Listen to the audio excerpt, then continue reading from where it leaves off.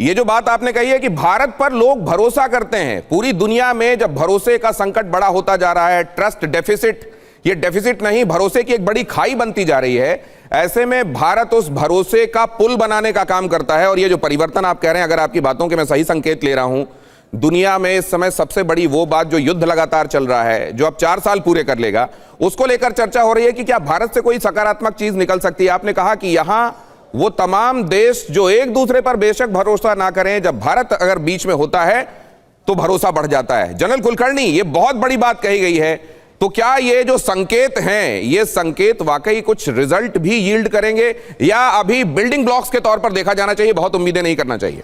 दिनेश, बहुत बहुत धन्यवाद, और मेरे रूसी दोस्तों को भी बहुत बहुत धन्यवाद। मैं कहूँगा हमारी दोस्ती, जैसे आपने कहा, जिंदा है, जिंदा रहेगी और जिंदाबाद रहेगी, इसलिए क्योंकि उसकी नींव जो है वो भरोसे पर है और ये बिल्डिंग ब्लॉक नहीं।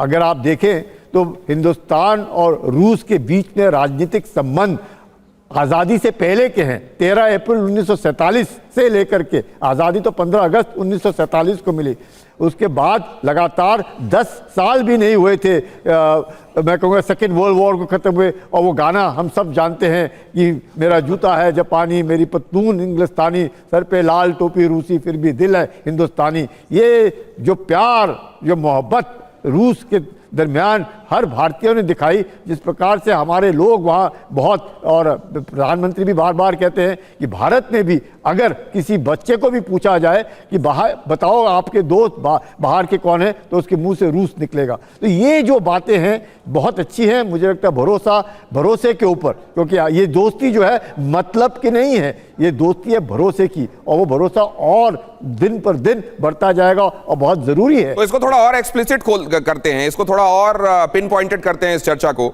मैं आप लोगों के पास, मुझे अभी एग्जैक्टली ये पता नहीं है कि हमारे से बात जो कर रहे थे वो प्रोफेसर मकसम कर रहे थे या चक्रपाणी साहब कर रहे थे, अतुल खुराना कर रहे थे या मकसम साहब कर रहे थे। तो मकसम साहब, अगर आपने ये बोला कि परिवर्तन है और भरोसा क्योंकि भारत पर है इसलिए परिवर्तन के लिए यहां से एक रोशनी दिखाई देती है, तो मैं जरा इसको चक्रपाणी साहब के पास भी लेकर जाऊंगा। चक्रपाणी साहब, क्या ये इशारा रशिया यूक्रेन सिचुएशन को लेकर है, और क्या उस मामले में भी कोई ब्रेक थ्रू यहां से हो सकती है? क्या ये उम्मीदें भी हैं मॉस्को में?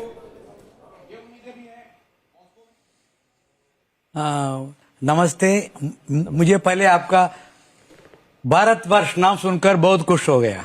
क्या बात है सर, आपका बढ़िया नाम है, आपका टीवी चैनल का। धन्यवाद सर, धन्यवाद। नंबर 2, आप मुझे बोल रहे थे मॉस्को से हिंदी सुनकर आप खुश हो गया, क्योंकि मैं तमिलनाडु से हूँ, चेन्नई से हूँ। आपको भरोसा नहीं करेगा, मैं हिंदी सीखा मॉस्को में। अरे क्या बात, तो हिंदी सीखा मॉस्को में। जैसे मॉस्को में आकर मैं हिंदी सीखा। मैं चेन्नई से हूँ, लेकिन हिंदी सीखने का मौका मुझे रशिया में ही मिला। रशिया ने मुझे रशियन भाषा भी सिखाया और हिंदी भी सिखाया, दोनों भाषा मैं इधर सीख लिया। अगर अपने जैसे अपना प्रोफेसर बोल रहे थे, तो सच तो है, तो भारत दुनिया की सबसे बड़ा शांति की मार्ग दिखाने वाला देश है। अपना सारा शास्त्र संप्रदाय सब बोलते हैं, तो कोई भी चीज हम प्यार से, कोई भी चीज हमने मतलब कोशिश है कुछ कर सकते हैं, उसकी सारा मार्ग अपना शास्त्र संप्रदाय में है। इसका मतलब हम सब इसमें भरोसा कर रहे हैं, सब इसमें भरोसा कर रहे हैं। दुनिया में तो इंडिया सबसे बढ़िया देश है, जिस देश हमको मतलब सबकी मतलब शांति के मार्ग दिखाने वाले देश है। इसके अलावा रशिया के राष्ट्रपति जी ने उधर हमारा भारत आ रही है, हम भी हमारा इंडस्ट्रियलिस्ट इधर रशिया में कौन रहता है, सब हम सोच रहे हैं, तो हमारा बिजनेस, हमारा ये सब चीज में बढ़ेगा, ये भी हम सोच रहे हैं इसके बारे में। धन्यवाद। रशिया के साथ बिजनेस बढ़ेगा और भारत हमेशा शांति का अग्रदूत रहता है, और भारत अगर कहीं किसी भूमिका में आएगा तो जहां अशांति है, हो सकता है वहां से शांति के रास्ते निकले। मैं रहने वाला हूं तमिलनाडु का, लेकिन हिंदी मैंने रशिया में आकर सीखी है, ये कह रहे हैं चक्रपाणी अरवमुदन। तो मैं यहां से अन्ना आपको वणक्कम कर रहा हूं, और अब जरा इसको आगे लेकर जाता हूं। और ये वणक्कम वणक्कम वणक्कम